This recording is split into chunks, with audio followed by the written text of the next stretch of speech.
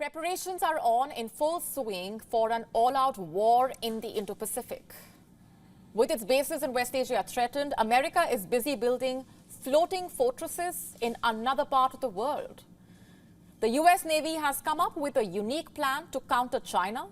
It involves converting oil rigs into military bases. These will be crucial in America's response to escalating missile threats in the region, especially from China. Now, here's what we know. The project involves transforming surplus oil rigs into mobile missile defense and resupply bases. It is being developed by Gibbs and Cox. The idea was unveiled at the Sea Air Space 2024 Expo in Washington, D.C.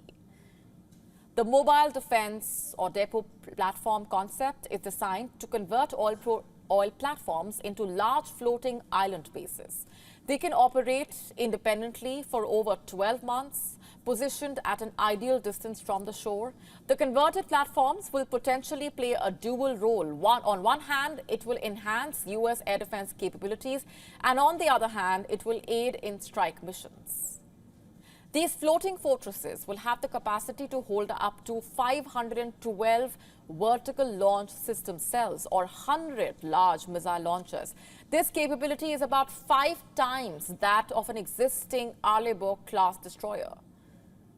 These floating bases will have great strategic importance. It could lead to a substantial reduction in risks and costs associated with land-based defense systems. There is also a plan to use these mobile platforms to support the sustainment of the U.S. Navy's surface combatants as well as nuclear submarines. How exactly? Through an afloat-forward staging base configuration, meaning a sea base dedicated to special warfare missions. This offers the U.S. military a cost-effective solution at only 10% of the price of a new-built ballistic missile defense system. It's an ambitious project. It shows basically that the U.S. military is bridging the gap between sea and land-based capabilities in order to take on a belligerent China. Early this month, the U.S. military placed a mid-range capability missile system on northern Luzon in the Philippines as part of the joint military exercises called Salaknib 24. It is the first time since the Cold War that the U.S. deployed such a system in Asia. It's the newest Typhoon launcher, a land-based system that can fire various missiles, including the SM-6 supersonic missile with a range of about 450 kilometers. It can also fire the Tomahawk cruise missile, which has a maximum range of 2,500 kilometers. You know what this means? It means that this American missile system can cover not only the entire Taiwan Strait and the Philippines' Luzon Strait, but also the most important cities on China's eastern coast, as well as its military bases in and around South China Sea. China, of course, decried America's move in the region. Its foreign ministry spokesman Lin Jian said at a regular press briefing last week that China strongly opposes the U.S. move. Both U.S. and China are militarizing the high seas in a great power competition to dominate. China, which considers self-ruled Taiwan as its own territory, has rapidly grown to become the world's largest navy in the past decade. China has modernized and continues to modernize its navy, raising concerns that it could invade Taiwan soon. Remember, China claims most of the South China Sea, putting it in conflict with Brunei, Indonesia, Malaysia, the Philippines, Taiwan, and Vietnam. And with the U.S. also boosting its military ties in Asia, the stage is set, it seems, for a military confrontation in the South China Sea and the Indo-Pacific. Moving on to America, it is facing growing threats in West Asia. On Sunday, at least 5 rockets were launched from Iraq's town of Zumar. The attack was the first since early February to target U.S. troops when Iranian-backed groups in Iraq brought to an end a campaign that had seen regular strikes. The resumed hostilities, in fact, came a day after Iraqi Prime Minister Mohammad Shia al-Sudani returned from a visit to the U.S., where he met with the President Joe Biden. A post on a Telegram group affiliated with Kataib Hezbollah said that armed factions in Iraq had decided to resume attacks after having seen little progress on talks to end the US-led military coalition in the country.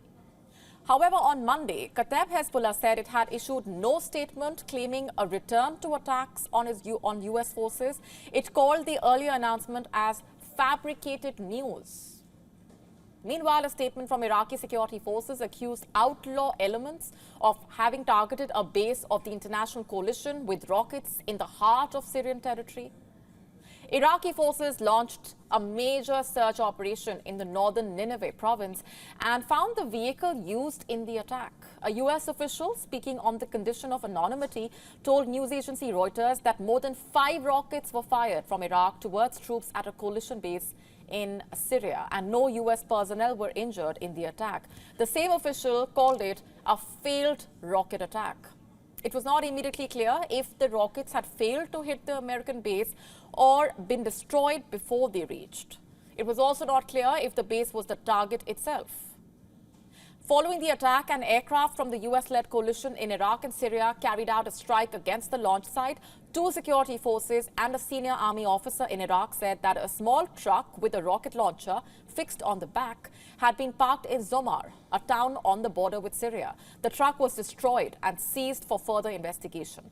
The Iraqi Security Media Cell, which is an official body responsible for disseminating security information, had said that its forces had launched a wide-ranging search and inspection operation targeting the perpetrators near the Syrian border and vowed to bring them to justice. The attacks came after a huge blast at a military base in Iraq on Saturday killed a member of an Iraqi security force that includes Iran-backed groups. The force commander said it was an attack, while the army said it was investigating. There were no warplanes in the sky at the time. And China also is preparing for a naval war in the South China Sea, it seems. Chinese scientists are close to developing super-fast, silent nuclear submarines. These are working on sci-fi technology. It is called the underwater fiber laser-induced plasma detonation wave propulsion. Basically, what Chinese scientists are developing are laser propellers. These propellers produce 70,000 newtons of thrust. That's the kind of force of a commercial jet engine. This technology, Chinese scientists hope, will make the Chinese Navy invincible at sea. How exactly? First, the technology will allow Chinese submarines to travel faster than the speed of sound. What is the speed of sound? 1,060 kilometers an hour. That's really fast for a submarine. There was a time when the Soviet-era K-222 submarine would be called the world's fastest. And what was its speed? 44.7 knots. That's a little over 83 kilometers an hour. Now, Russia's Akula-class submarine reportedly can attain the speed of 35 knots. That's around 64 kilometers an hour. China's Shang-class submarines are also considered among the world's fastest. Its speed is around 30 knots, a little above 55 kilometers an hour. 55 to 1,060 is quite a leap. But is it even realistic? Chinese scientists are positive. Also, like every other Chinese technology, this one also is not an original. The idea of underwater laser propulsion was proposed by Japanese scientists. This was about 20 years ago. And now Chinese scientists say they are close to making it a reality. And reports say the technology pulses numerous high-powered laser beams around the submarine. The submarine then becomes invincible. It goes undetected by radar systems as it does not produce the vibrations that radars detect. It sounds too good to be true. Perhaps that is the case. The team of scientists working on this technology also admitting that there are still challenges, which means it may be a while before Chinese silent submarines become a reality, if at all they do.